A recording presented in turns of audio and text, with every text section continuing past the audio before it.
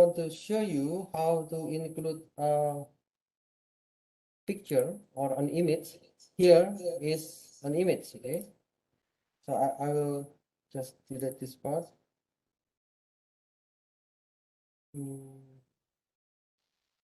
So I have so the simple way is you can use label.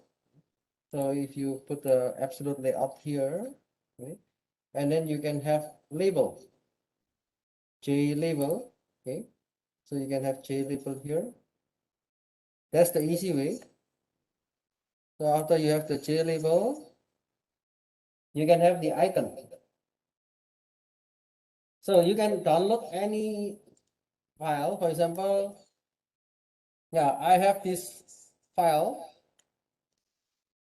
Or maybe let me download another image. For example, this one. Okay, let me download this one. So I would like to download image Jidaran Irambara Jojang. So maybe yeah, I use the Twitter logo. It is in the JPEG. So after I download this, you need to put the file in the folder of Java, or yeah, actually you can put anywhere, but let me put this in this is my Eclipse workspace, and this is the project of the Java. Okay, so I will post here. So there is a file Twitter logo. Okay, and if you want to put the label here, yeah, you can click on the icon. Okay, there is icon here, and you click the three dots here. Just click this one, and then yeah, you can choose whether you want to use the absolute path or you want to use the class path resource. So maybe it will be good if you just use this one. Okay. The absolute path means it can be anywhere, but it is only for quick testing. But if you want to apply for the real application, it might not work well. Okay. So usually you can put in the class path. Okay. But for now, just for your team project, for example, you can just use this absolute path. And then you can browse. So I put the Twitter logo here. Okay. So after you go the Twitter logo, after you get the Twitter logo, you can press your key. Now you will see there's a Twitter logo. Okay. And then if you click OK, then you will see this Twitter logo. Of course, you need to enlarge this one. Yeah. Actually, you can also put the size. Okay. So you can arrange the size. Yeah, you can make it bigger or you can make it smaller. Okay. And then uh, let's say you want to run this. Then if I run the coffee shop, let's say I have the order large whipped cream one, okay, and reward. Yes, I can see the Twitter logo here. Okay, so you can fit the size of the picture. So if you want to fit with this one, then you need to adjust how to put the image in your user interface. Okay, I hope it helps you to make the user interface in a fancy way.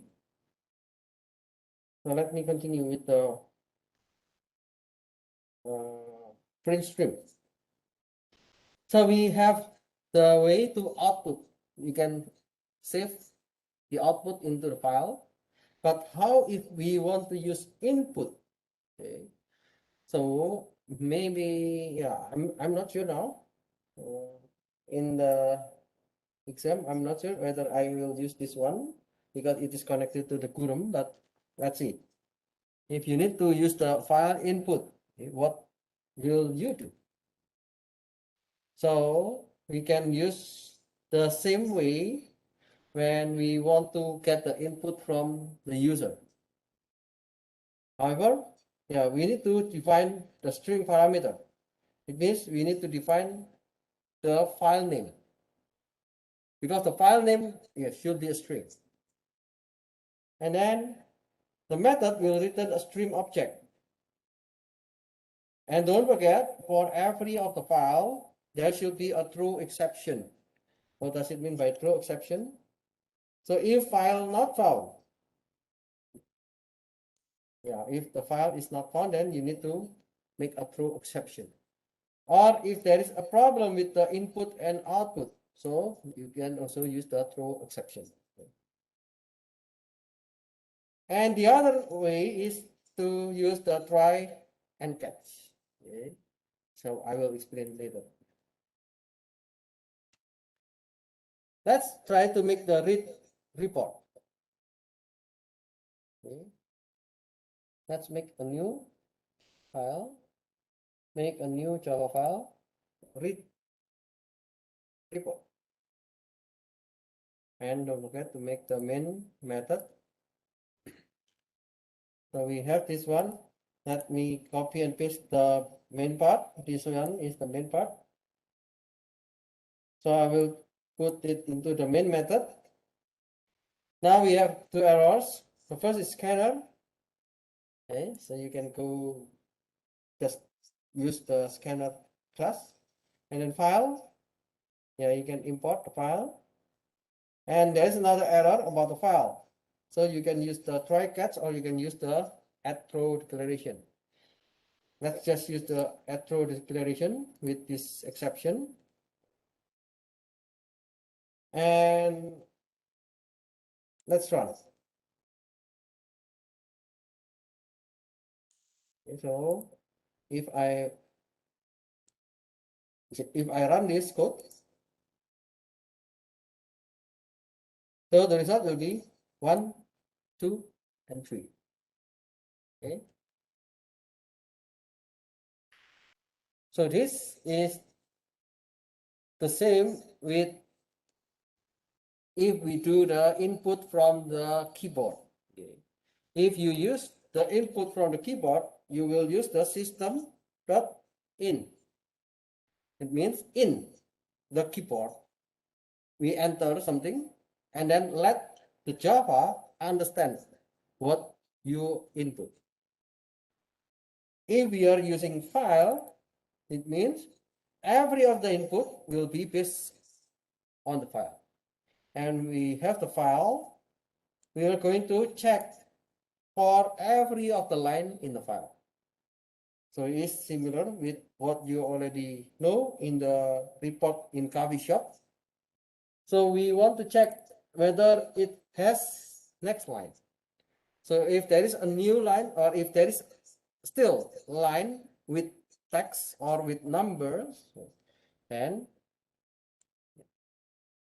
in this case, I know that this text include only numbers. Okay, so now let's just focus on numbers. So every numbers that I read, I will put it into the variable number, because one line is only one number. So I can just use the next integer and then print. And then it go back to the condition. Has next line? Okay, yes. Then we will go to the next integer, which is 2. And then print 2. And then it goes back again. Has next line? Yes.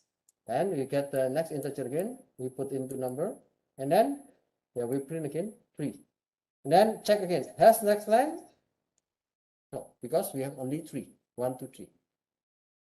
After we finish with 3, then yeah, stop the program. Okay.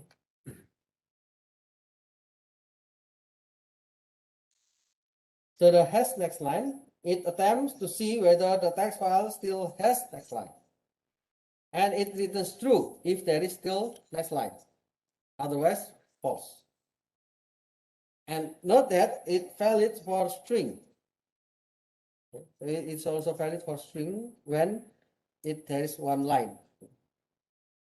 And for every input separated by space, it should have another method.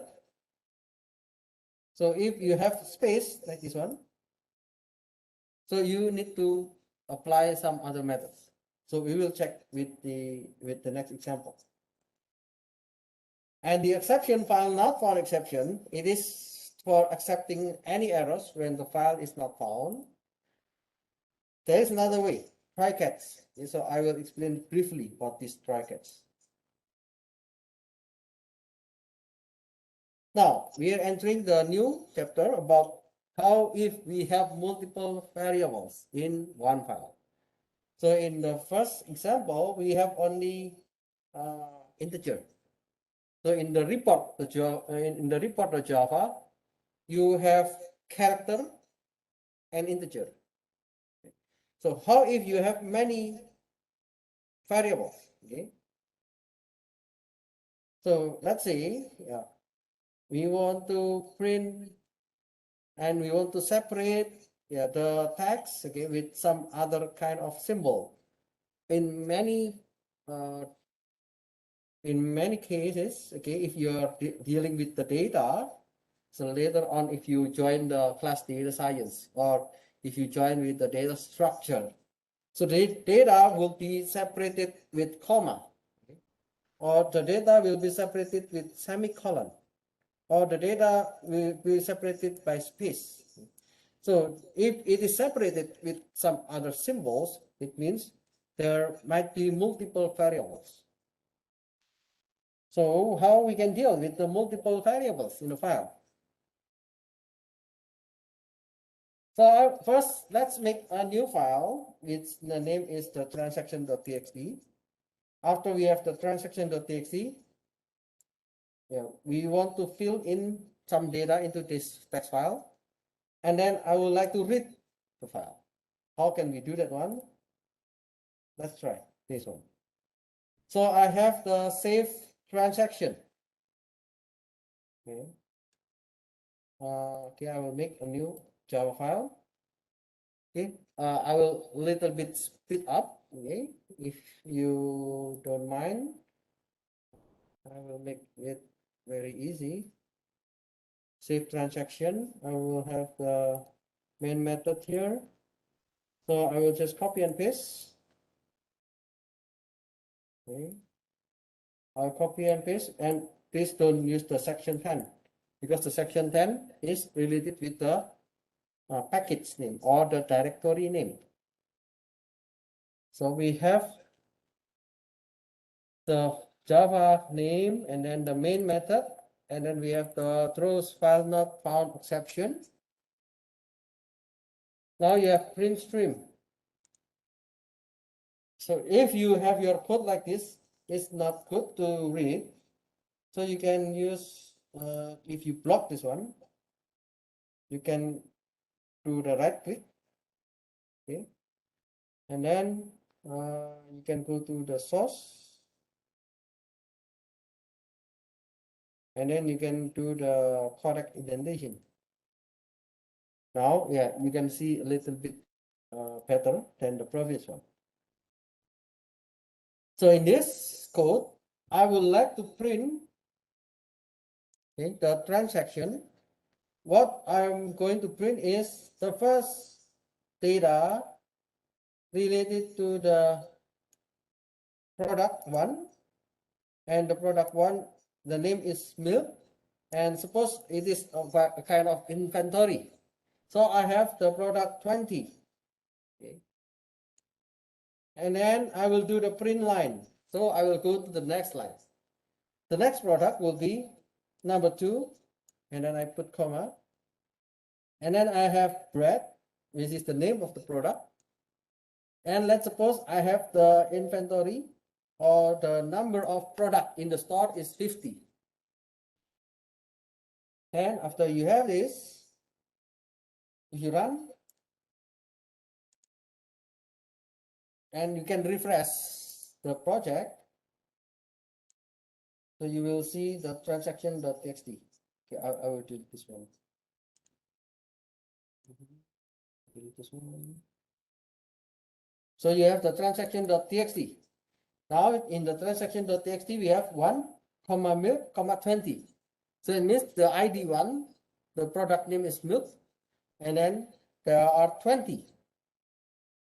So the second one is the product number 2, and the name is bread, and there are 50 items. Now, I have the save transaction. Okay.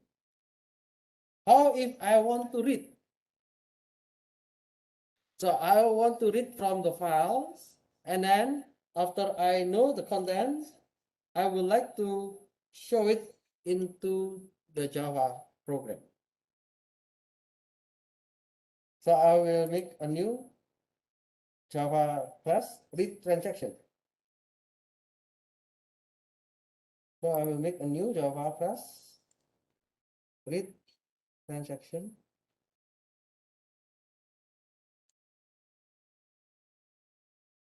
Okay, I will just copy and paste.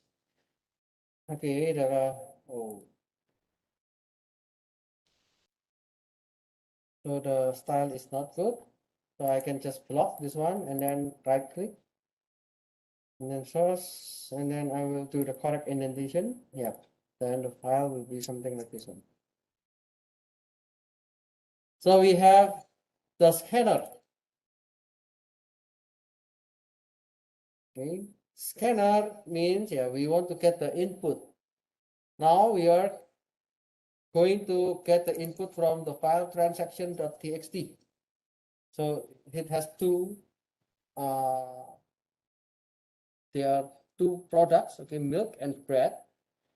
So the same with the previous example, we can use the hash next line.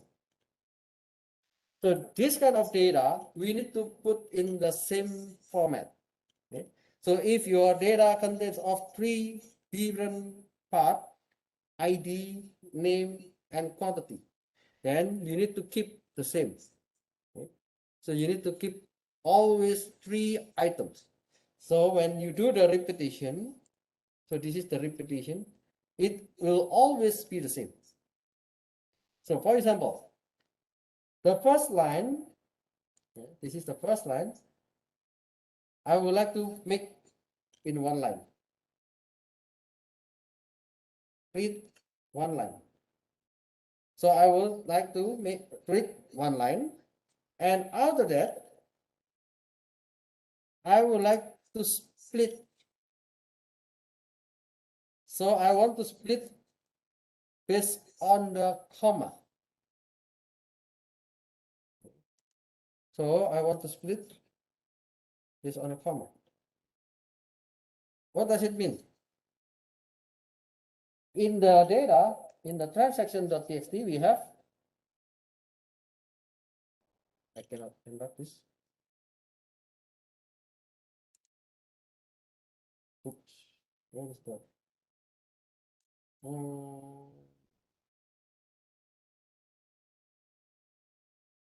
So here, okay, we have 1, comma, milk, comma, 50, 20.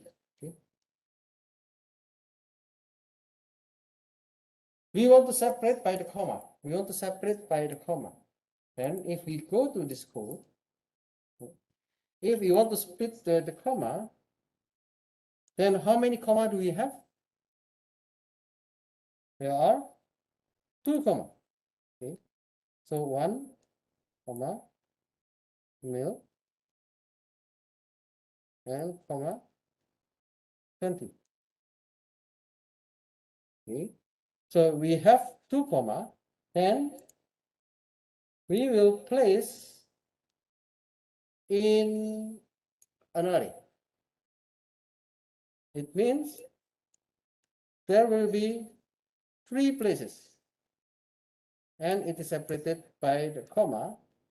So 1 will be in the index 0. Milk, it will be in the index 1. And 20, it will be in the index 3. Okay, so that's the meaning by the split. Okay. So this is the variable items. So when we split it, so there will be 3 different index. The index 0 is 1, the index 1 is milk, and the index 2 is 20. Okay. Now, after I know those information, I would like to put the items index 0, which is 1, into the variable number. Okay. And then I want to put the items index 1 into the variable description. And this is string. And I want to put the variable items index 2 as the quantity. Okay. We know that the first time we get into this line, all those things are string. But we want to change every of this item into different data type. So I know this data type would be an integer. Then I need to use integer dot parse int in order to change this one from string to integer number. What about the second? Items 1 is string, so you don't need to change. What about the third? Items index 2? Oh, it is number. Then we will use items.parse int. Okay. And yeah, finally, I want to print number, description, and quantity based on this variable in your Java. So let's see.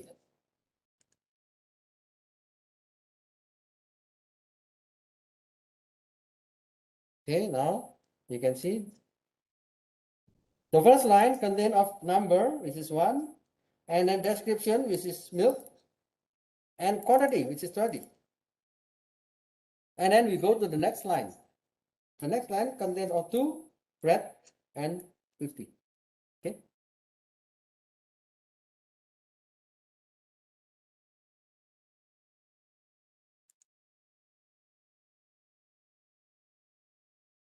So I guess you already know those conversion. Okay. So if you want to convert from string to integer, you need to use integer dot parse int. If you have integer to string, it means you want to convert from integer to string. The same with double. Okay. So if you want to change from string to double, you use double parse double. If you use double to string, you use double to string. If you use character to string, then yeah, you can use the character string. And if you want to get the single character, so from the string, you can just use character add. Okay. Okay, I think it's almost the end. And yeah, the last one, what I want to explain here is about the try catch. Okay. There are many things in the try catch, but I will just give you the very brief explanation about the try catch. This kind of try catch is available not only in Java, but also in Python or in any other programming languages. So the idea is the same. We have the try block. So we have the try block. And then we have the catch block. That's why we call it try catch. In the try block, it contains code where something could possibly go wrong. If there is something wrong, if it does go wrong, then we throw an exception. So we can give the exception and we can know what is the error. In the catch block, when the exception is thrown, so the catch block begin to be executed. It's similar to method with parameter, and the parameter is the thrown object.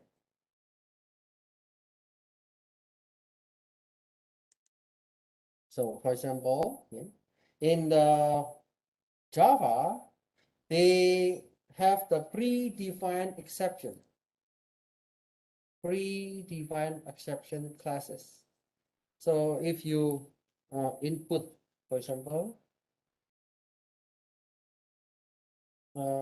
in the student main, if I run, let's say I know that the first should be a number. Okay, if I input A, what happened? Then it is error because I want to get integer, but this result is a character. So there is an error, input mismatch exception. So this is what they call as the predefined exception classes. So Java already defined all types of errors. And if you know the name, you can put the name of the exception in the try and follow with the catch block for this type of exception.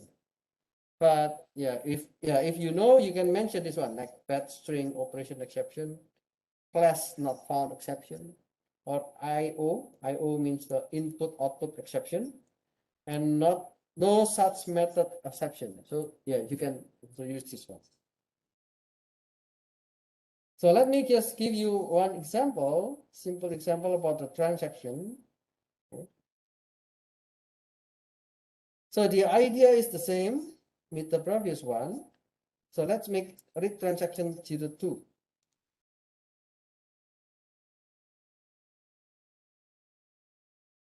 Let's make read transaction 2. Okay. So in this case, I would like to make the same with this. Okay, so the first file that we created is the read transaction.java. Okay, this is the read transaction.java, and we are using the file not exception.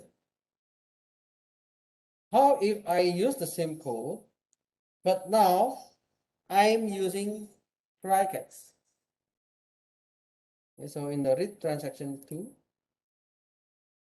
I will use the same. So you know that we have the errors. The first error is the scanner, and the other error is about the file. After we have those two, now we still need to complete this error. In the previous example, we used the add throws declaration. But now let me use surround with try catch. So this is the try catch. We have the input for the scanner and try. So if there is no error on this one, you can go here. But if there is an error, you will print the error message here. Now there is another error here, input. So we have the problem about this one. So if you take a look on this, in this code, in the PowerPoint, what I put the first time for the scanner result is the scanner input equals to null. You know what is null?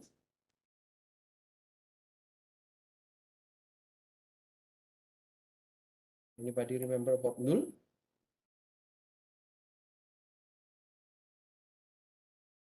Empty? Nothing? Yes. So this is an empty object. It is not no object. Okay. Okay. Thank you for your answer. Oh, I'm very glad to see your answers. So the null means you have nothing. So if you just define scanner input, Java thinks there is no object. But in order to start with this try and catch, you need to make something before you start the initialization. So that's why I can just use the null. So when I put the null, you can see that the errors disappear. It means when you have an object, and if the object is under the try and catch, you can define the object as null. Okay, so you can check the previous PowerPoint. So in that case, we have the null. What is the null? Null can be for a string, null can be for object. Okay. So if you do this one, the result is the same with the read transaction. Yeah, the result is the same. 1, milk 20, 2, bread 50. Okay.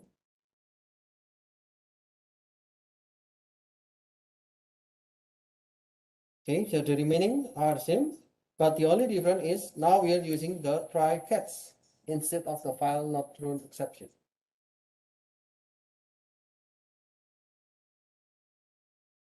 Okay, now we can try with something different. We call it, this is try catch finally. If we have the try and catch, if there is an error with the numbers, so if there's an error with the statement, then you need to go to the catch. Oh, wait, why I cannot see? Oh, okay. I think I need to main approve. Oh, why?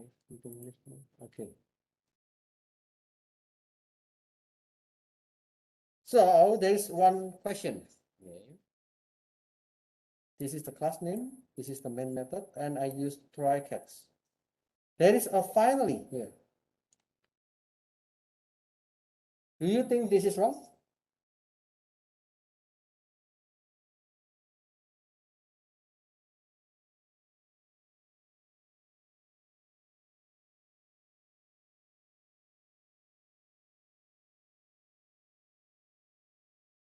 Do you think this is wrong?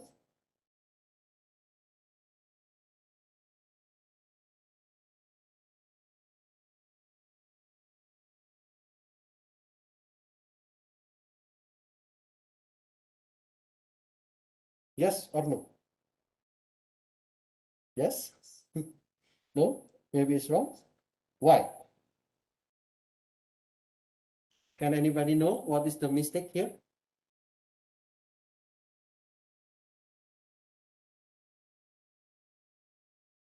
Okay, that's good. There's one answer from student. Okay, thank you, Yaram.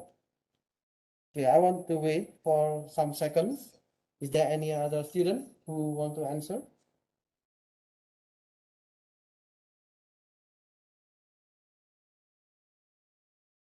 Okay.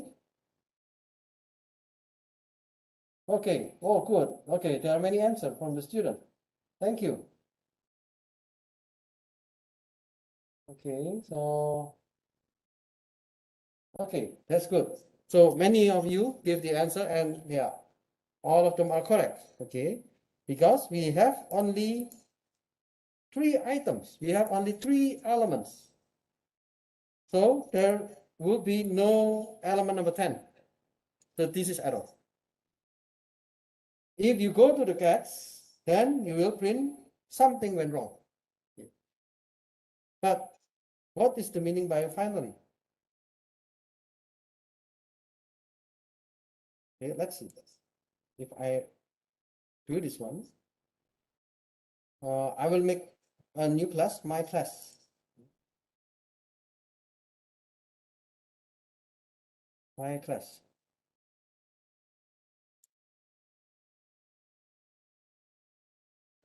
Just do with the source correct indentation. Okay.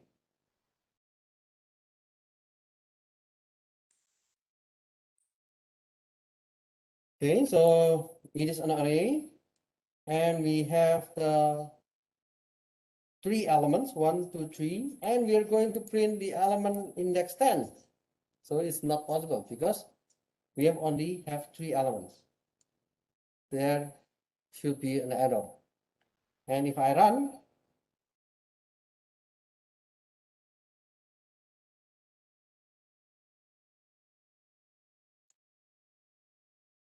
the error message does not appear. Instead of the error message, we go to the catch, something went wrong. Okay. I print something went wrong because I know there is an error. How about if I change this one to 1? No error, right? Then if I run this, oh, wait, before I explain this one, after I print this something went wrong, I also print try catch is finished. Okay. If I change this into 1, what happened? If I run, we can print the result. We can print index 1. What is index 1? Index 1 is 2. So it means there is no error. After we have no errors on this side, yeah, then it means you don't need to print this one.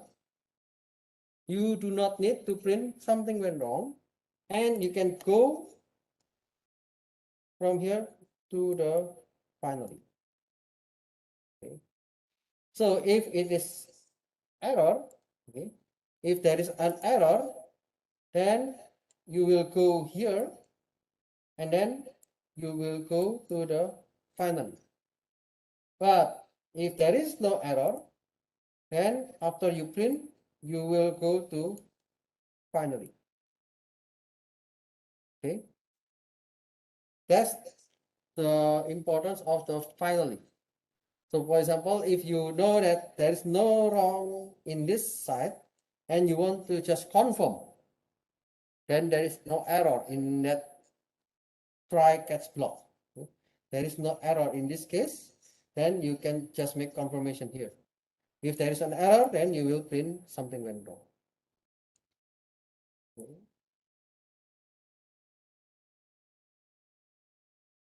So the try catch finally, yeah, you can execute your program unstoppable when you can recognize the runtime errors. Yeah, I don't know later in your program if you have any runtime errors, then yeah, this try catch finally will be good. And in addition, it could return to any possible state in accordance to your statement. So if, for example, you are making a loop, okay, so you can use this way. So if for example, in one of your loop, there's an error. Maybe when I equals to 1, no error. When I equals to 2, no error. When I equals to 3, no error. But when I equals to 4, you have an error. So we can use this kind of mechanism to show the error without stopping your program. Okay. Okay, I think that's all. So yeah, we already learned about the input output with multiple variables and the data type. And we also learned about the exception classes. And we also try with the simple try catch block. Okay. And I hope that it is helpful for you and also for your team project.